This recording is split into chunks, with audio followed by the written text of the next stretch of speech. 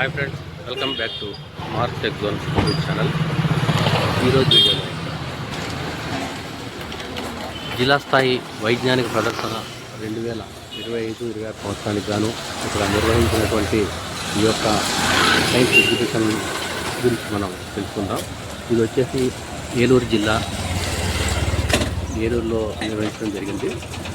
ఇక్కడ ఉన్నటువంటి జిల్లా స్థాయి వైజ్ఞానిక ప్రదర్శన ఏదైతే ఉందో శ్రీమతి ఈదర సుబ్బమ్మ దేవి గారి నగర పాలక బాలికోన్నత పాఠశాల, ఈ పాఠశాల ప్రాంగణంలో జరుగుతున్నటువంటి ఈ సైన్స్ ప్రదర్శనని మనం వెళ్ళి చూద్దాం.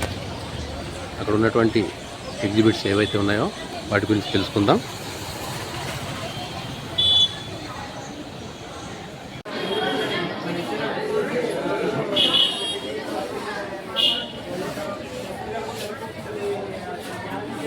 ఈ సైన్స్ ఫేర్లో మనం వచ్చేసి థీమ్లో సుస్థిర వ్యవసాయం అని ఉంది. అది ఇందులో పెట్టినటువంటి ఎగ్జిబిట్స్ మనం చూద్దాం.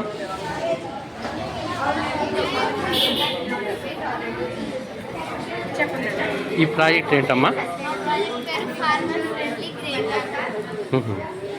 చెప్పమ్మా, దాని ఉపయోగాలు ఏంటి?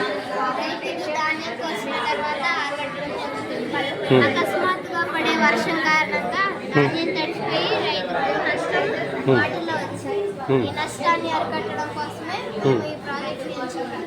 ఈ ప్రాజెక్ట్ ఎలా పనిచేస్తుందంటే, 2 డ్రాప్ సెన్సార్ మీద వర్షం పడగానే సెన్సార్ మాడ్యూల్ సిగ్నల్ పంపుతుంది. సెన్సార్ మాడ్యూల్ సిగ్నల్ పంపగానే మదర్ బోర్డ్ రీచ్ అవ్వగానే గేర్ మోటార్స్ ఓపెన్ చేయాలి.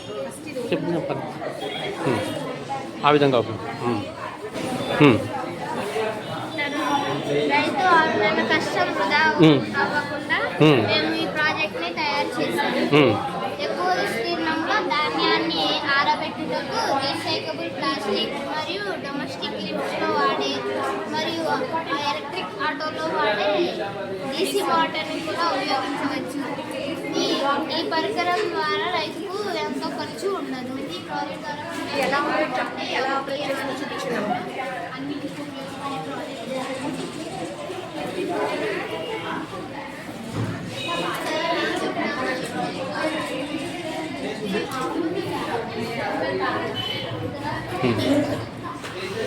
సోలార్ ప్యానెల్స్ ని ఉపయోగించాలి. సోలార్ ప్యానెల్స్ వల్ల రైతుకు కరెంటు ఖర్చు ఉండదు. ఇది ఒక పొలంలో నుండి మరొక పొలంలోకి తేలిగ్గా తీసుకువెళ్ళవచ్చు. సంచులో నిల్వ చేసిన ధాన్యాన్ని ఎలా వెళ్తుందమ్మా ఒక పొలం నుంచి ఇంకో పొలంలోకి? ఎలాగా? వీల్స్ ఉన్నాయా? అవి ఎలా తిరిగితే మన నెట్టాలా, లేకపోతే మిషన్ ఏమైనా ఉందా? ఎలాగా? ఇంజన్ కూడా ఉందన్నమాట. ఓకే అమ్మా. సంచులో నిల్వ చేసిన ధాన్యం తడిచిపోయే ప్రమాదం ఉంది. తడిచిపోయే ప్రమాదం ఉంది. వీటిని కూడా ఈ పరికరంలో భద్రపరుచుకోవచ్చు. ఈ పరికరం ద్వారా రైతుకి ఎటువంటి నష్టం ఉండదు. ఇది కరెంటు ద్వారా పనిచేద్దామా? ఎలా పనిచేస్తుంది? పనిచేయడానికి ఏం కావాలి?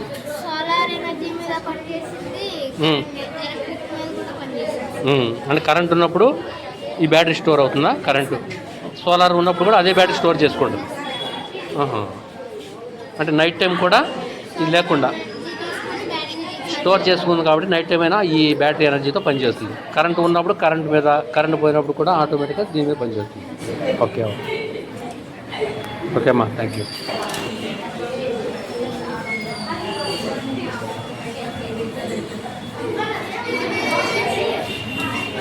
ఏ స్కూల్ అమ్మా మీది? అవునమ్మా.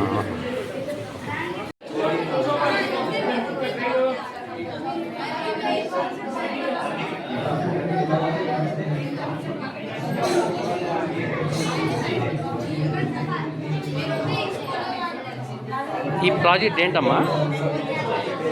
సెన్సార్లు ఉపయోగించి ప్రయాణిస్తున్న బస్సులలో అగ్ని ప్రమాదాలను నివారించడం సార్ మా కాన్సెప్ట్.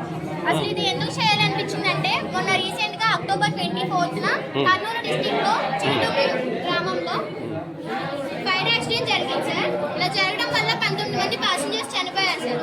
ఇలా ఎలా జరిగింది అని ఆలోచించినప్పుడు లోపల బస్సులో ప్యాసింజర్స్కి ఆక్సిజన్ సప్లై అందక స్మోక్ అంతా బాగా ప్రొడ్యూస్ అయిపోయి చనిపోయారని తెలిసింది సార్. దీన్ని